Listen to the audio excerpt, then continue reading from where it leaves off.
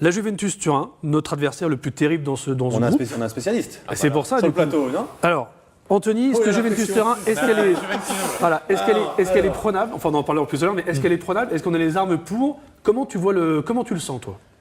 Ça va être très compliqué, déjà, ça c'est sûr. Ça, c'est le sentiment global, ça c'est sûr. On peut pas nier l'évidence. Ouais. La Juve première de Serie A, 18 points, 7 matchs, 6 victoires.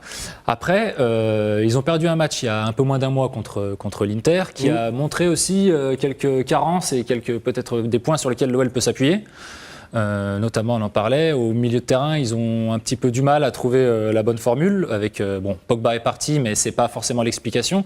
Il y a surtout un joueur, Marquisio, le capitaine, quand Buffon n'est pas là, qui leur manque, qui a fait les ligaments croisés, qui ne sera pas de retour pour le match contre l'OL. Donc ils ont du mal à trouver le système au milieu de terrain, même si un ancien Lyonnais, Miralem Pjanic, c'est très bien intégré avec cette équipe.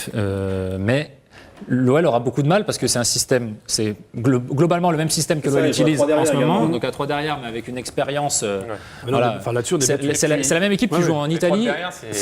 Alors est-ce qu'on peut juste rappeler parce qu'en préparant l'équipe de la Juventus, plus tu me donnais des noms et plus je disais mais c'est pas possible, lui aussi il est là-bas, lui c'est là-bas. Et il y a quand même de la grande qualité à la Juventus. Et en plus cet été ils ont recruté aussi Daniel Alves, donc sur le côté droit en provenance de Barcelone.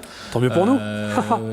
La défense, il y a Patrice Evra aussi qui est cette année remplaçant parce qu'il y a un jeune joueur à gauche, Alexandro, qui est extraordinaire. Mais aussi. s'il rentre, Patrice Evra, il fera ce qu'il a à faire. C'est une équipe qui est expérimentée globalement. Il y a 28 ans de moyenne d'âge à la Juve, contre 25 ans pour l'OL. Et puis devant, c'est très costaud. Ils connaissent la Ligue des Champions, ils recrutent c'est l'équipe de Ligue des Champions, ça. Qui marche sur l'eau en ce moment en Italie et en Coupe d'Europe aussi. Il y a Dybala qui est un jeune joueur extraordinaire, pareil, qui est derrière. Donc pour l'OL, ça va être... Voilà, pose la question à la place.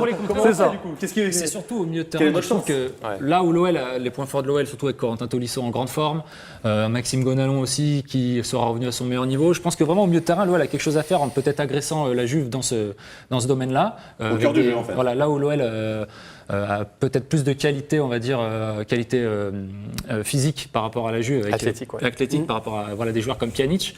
Là-dessus, après, c'est sûr que défensivement, la Juve, je regardais, 4 buts encaissés depuis le début de saison. Quoi. Après, les défenseurs centraux, par rapport à la vitesse de la Lacazette, ils peuvent être en difficulté. Voilà, il faudra essayer de jouer dans le dos des défenseurs centraux qui courent quand même pas très vite avec Chiellini, l'association Fekir-Lacazette peut leur faire du mal avec la projection vers l'avant. Fekir-Lacazette, ça peut être quelque chose de... C'est petit Gaël. Non, mais Berger, je sens pas complètement convaincu. Non, parce que moi j'étais au Parc OL pour Belgique-Italie.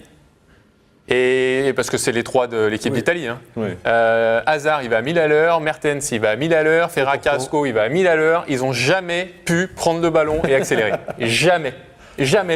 Ils ont buté contre un mur pendant 1h30. Ils me faisaient de la peine, les Belges, je te jure. J'étais avec eux dans le virage. Ils se regardaient, ils disaient mais on n'y arrivera jamais. Et j'avais envie de leur dire non, tu n'y arriveras jamais. Parce que voilà, alors... Après, moi, je pense qu'effectivement, c'est plus dans l'axe qu'au milieu de terrain, je veux dire. Pardon. Ça peut être la clé. Comme dit Anthony, voire sur les côtés, mais les 3 de derrière, franchement, c'est tellement costaud, c'est tellement fort. Après, il y a aussi une autre chose, c'est qu'on connaît, nous, le talent de Lacazette, on connaît le talent de Nabil Fekir. Normalement, si tout se passe bien, s'il n'y a pas une rechute d'ici là, ils seront tous les deux titulaires. Et je me dis que c'est l'occasion idéale pour que l'Europe comprenne aussi à quel point ils sont forts. Parce que c'est un match comme ça aussi qui fera qu'un grand joueur va encore plus s'éclater. Voilà, Lacazette, Fekir, ils sont capables de dynamiter n'importe quelle défense. Après, ça va être très compliqué. Mais c'est aussi sur ce genre de match qu'on les attend et qu'on va leur dire aidez-nous à franchir un palier.